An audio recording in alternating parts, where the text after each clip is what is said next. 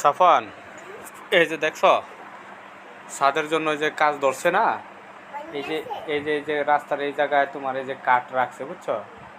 দেখছো? এই দেখো কাঠ, এই যে কাঠ আইনা ফালাইছে দিকটা বিল্ডিং ঘরের সাথে নাদিমগো। আর এই যে রাস্তাটা মাঝখানে, আর এই দিকটা আছে এই যে কাঠ, আর এই সাইডে এই যে বাড়ির দিকের রাস্তার এই দিকটা দেখছো, ডাইন সাইডে বাম সাইডে দুই সাইডে কাঠ কাঠ রাখছে। আর এই দিকটা ইট রাখছে। ছাদ ঢালাই করব, ছাদ ঢালাই করার লেগা এই জায়গায় কাঠের যে ইয়াগুলা রাখছে দেখছো। আর এদিক দিয়ে বালি রাখছে আর বাঁশ রাখছে। আর এই যে সামনে একটু আগাইলে দেখা যাইতেছে আমাদের এই জায়গায় বাঁশ অনেকগুলা। এই আমাদের ছাদের কাজ মোটামুটিভাবে কিছুদিনের ভিতরেই ধরতে পারবো।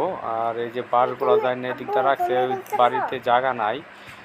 এখন বাড়ির চারপাশে দিয়ে বাঁশ এবং কাঠ যে তক্তা রাখছে, এই জিনিসগুলা রাখার জন্য অনেক সমস্যা হইতাছে। এখন আমরা আপনাদের দেখাবো আমাদের এই জায়গায় সুরকি ভাঙাইছে ইট, এবং এই যে বস্তা এই জায়গায় রাখছে, বস্তার উপরে এই যে এইটা একটা বারান্দা এবং ওয়াশরুম এই সাইডে থাকবো। এই ওয়াশরুমের এই জায়গাটা আমাদের বাঁশ রাখা হয়েছে। আর সামনে আরও দেখতে পারবেন এই যে মিস্ত্রি আসছে, মিস্ত্রি এসেরা ছাদ ঢালাইয়ের জন্য এবং প্রসেসিংয়ের যে কাজ করতেছে, কাঠ দেওয়া রাখছে দিকদার সুন্দরভাবে সারিবদ্ধভাবে। এটা কিছুদিনের ভিতরে, দু একদিনের ভিতরে আমাদের এই জায়গায় কাজ কমপ্লিট হবে। আর ছাদ ঢালাইয়ের জন্য মোটামুটি সময় নিয়েছিল 10-12 দিন। তবে এই প্রসেসিংয়ের কাজটা করার পরে আস্তে আস্তে আমাদের ছাদ প্রসেসিংয়ের কাজ দেখতে পারবো। আর মিস্ত্রিরা এই কাজটা করতে মিনিমাম 1 সপ্তাহ সময় নিছে, 1 সপ্তাহ আমাদের লাগবে। আর এই 1 সপ্তাহের ভিতরেই আমাদের ছাদ ঢালাইয়ের কাজটা করতে পারবো, যদি বৃষ্টি যদি না আসে। আর যেই বৃষ্টি হয়েছে এই বৃষ্টির জন্য কাজ করতে পারি নাই। তবে বাড়ির আতা ফল গাছ যে আছে, এই আতা ফল গাছে আতা ফল হয়েছে, মোটামুটিভাবে বড় হয়েছে। আর এই আতা ফল গাছের আতা ফলগুলো আমরা খাইতে পারবো কিনা জানি না। তবে এদিকটা যে সারিবদ্ধভাবে আমাদের যে মিস্ত্রিরা কাজ করতেছে ছাদ ঢালাইয়ের জন্য, খুব দ্রুতই 3-4 দিনের ভিতরে মোটামুটি এই পর্যন্ত হয়েছে।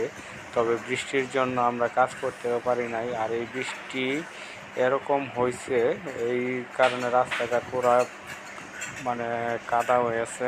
গ্রামের রাস্তা তো এরকমই হয়। আর দ্বিতীয়ত গ্রামের রাস্তায় কাজ করাটা আসলে অনেক কষ্টকর। বৃষ্টির কারণে রাস্তাঘাট নষ্ট হয়ে যায়, এই কারণে কাজ বন্ধ ছিল। তবে আতা ফল গাছের আতা ফলগুলো অনেক বড় বড় হয়েছে। তবে আমরা যাইতে যাইতে ডিসেম্বরের 19 তারিখে মানে সাফায়েতের পরীক্ষা শেষ হলে আমরা গ্রামের বাড়ি যাব, এবং আমার বাইরের মেয়ের বিয়ের দাওয়াত আছে, ওই দাওয়াত খাওয়ার জন্য আমরা যাব।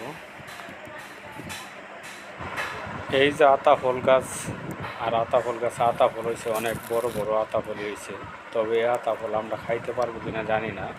আমরা ডিসেম্বর মাসে বাড়িতে যাব, আর আপনাদেরকে দেখাবো এখন আমাদের ছাদ ঢালাইয়ের জন্য মানে কাজ খুব দ্রুতই হচ্ছে।